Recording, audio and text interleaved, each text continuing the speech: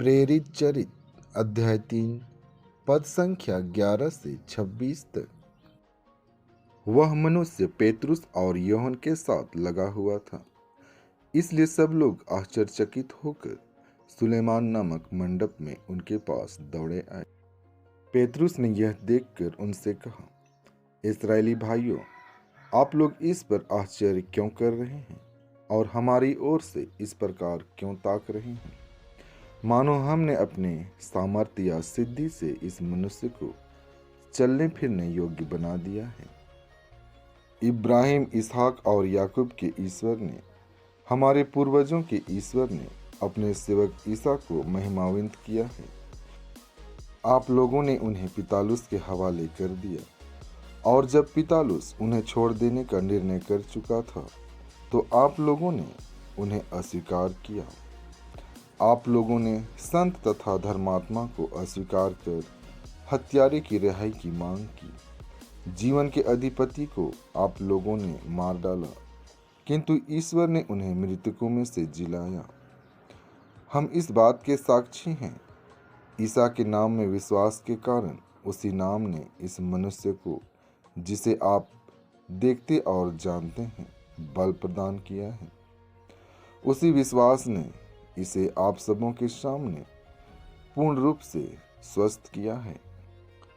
भाइयों, मैं जानता हूं कि आप लोग और आपके शासक भी यह नहीं जानते थे कि वे क्या कर रहे हैं।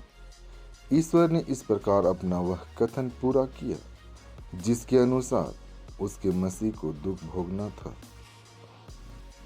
और जिसे उसने सब नबियों के मुख से घोषित किया था। आप लोग पश्चाताप करें और ईश्वर के पास लौट आएं, जिससे आपके पाप मिट जाएं, और प्रभु आपको विश्रांति का समय प्रदान करे।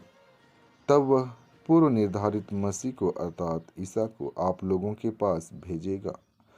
यह आवश्यक है कि वह उस विश्वव्यापी पुनरुत्थान के समय तक स्वर्ग में रहे, जिसके विषय में ईश्वर प्राचीन काल से अपने पवित्र नबियों के मुख से बोला।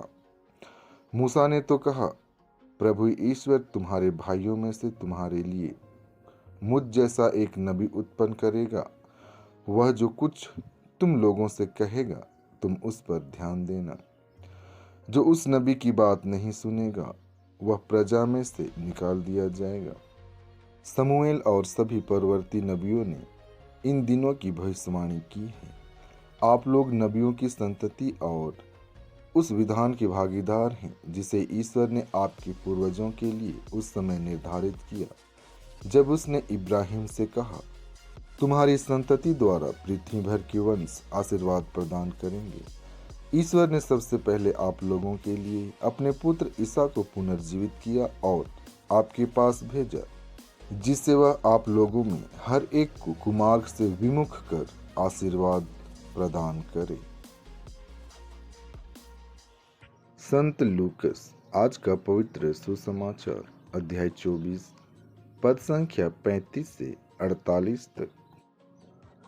तब उन्होंने भी बताया कि रास्ते में क्या क्या हुआ और उन्होंने ईसा को रोटी तोड़ते समय कैसे पहचान लिया। वे इन सब घटनाओं पर बातचीत कर ही रहे थे कि ईसा उनके बीच आकर खड़े हो गए। उन्होंने उनसे कहा, तुम्हें शांति मिले। परंतु वे विस्मित और भयभीत होकर यह समझ रहे थे कि वे कोई प्रेत देख रहे हैं। ईसा ने उनसे कहा, तुम लोग घबराते क्यों हो? तुम्हारे मन में संदेह क्यों होता है?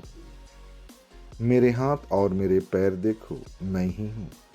मुझे स्पर्श कर देख लो, प्रेत के मेरे जैसा हाड़ मांस नहीं होता। उन्होंने यह कहकर उनको अपने हाथ और पैर दिखाए। जब इस पर भी शिष्यों को आनंद के मारे विश्वास नहीं हो रहा था और वे आश्चर्यचकित बने हुए थे, तो ईसा ने कहा, क्या वहाँ तुम्हारे पास खाने को कुछ है? उन्होंने ईसा को भुनी मछली का एक टुकड़ा दिया। उन्होंने उसे लिया और उनके सामने खाया। ईसा ने उनसे कहा, मैंने तुम्हारे साथ रहते समय तुम लोगों से कहा था कि जो कुछ मूसा की संहिता में और नबियों में तथा भजनों में मेरे विषय में लिखा है, सब पूरा हो जाना आवश्यक है। तब उन्होंने उनके मन का अंधकार दूर करते हुए उन्हें धर्मग्रंथ का मर्म समझाया और उनसे कहा, ऐसा ही लिखा है कि मसीह दुख भोगेंगे, तीसरे दिन मृतकों में से जी उठेंगे और उनके नाम पर यरूशलेम से लेकर सभी राष्ट्रों को पाप क्षमा के लिए पश्चाताप का उपदेश दिया जाएगा। तुम इन बातों के साक्षी हो। आमीन।